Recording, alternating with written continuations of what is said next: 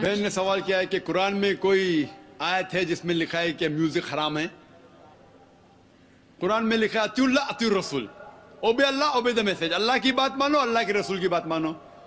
تو قرآن یا صحیح حدیث میں موجود ہے، ہمیں ماننا چاہیے۔ قرآن میں ڈائریکٹ ورس نہیں ہے کوئی صاف الفاظ سے کہ میوزک حرام ہے، انڈائریکٹ ہے، لیکن اللہ کے رسول کی حدیث میں ہے، صحیح حدیث میں لکھا ہے کہ صرف ڈف ہوتا ہے ون سائیڈڈ ڈرم، ڈف الاؤڈ ہے، اس کے علاوہ باقی میوزیکل انسٹرومنٹس حرام ہیں، یہ صاف طور پہ لکھا ہے۔ ابھی آپ کا آرگیومنٹ ہے کہ بسم اللہ خان صاحب کہتے ہیں کہ music is soothing for the civil, میرا دوست کہتا ہے شراب بھی سودنگ فار دا سول ہے، شراب سے مجھے سکون ملتا ہے، ٹھیک ہے بھائی آپ کو سکون ملتا ہے لیکن اس سے نقصان زیادہ ہے۔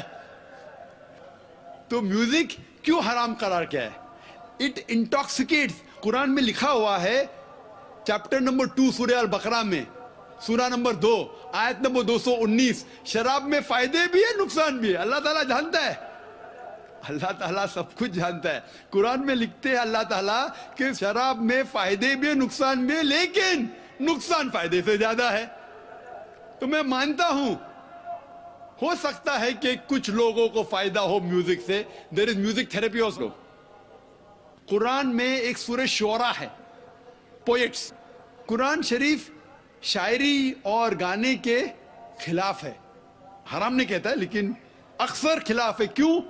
جب ہم شعر شاعری کرتے ہیں اکثر اتنی شعر شاعری کرتے ہیں کہ شرک کی طرف جاتے ہیں۔ میں اگر راجا کی تعریف کر رہا ہوں اتنی تعریف کرتا ہوں کہ اس کو خدا سے ملا لیتا ہوں۔ کچھ لوگ نعت پڑھتے محمد صلی اللہ علیہ وسلم کے بارے میں، نعت پڑھنا اچھی بات ہے، بہک جاتے اس کو اللہ سے ملا دیتے ہیں، وہ بھی حرام ہے۔ کہتے میں نے ایک عرب دیکھا بنا عین کا، عرب دیکھا بنا عین کا مطلب رب کو دیکھا۔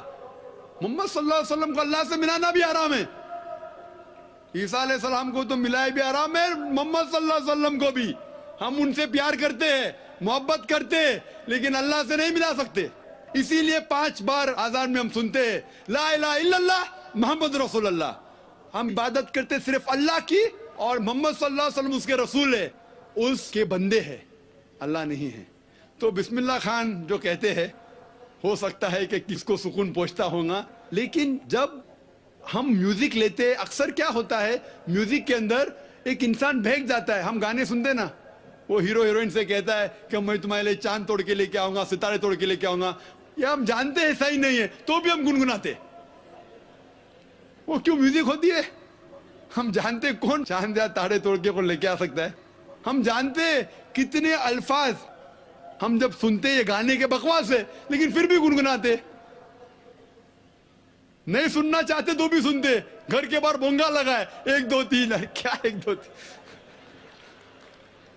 نہیں سننا چاہتے پھر بھی سننا۔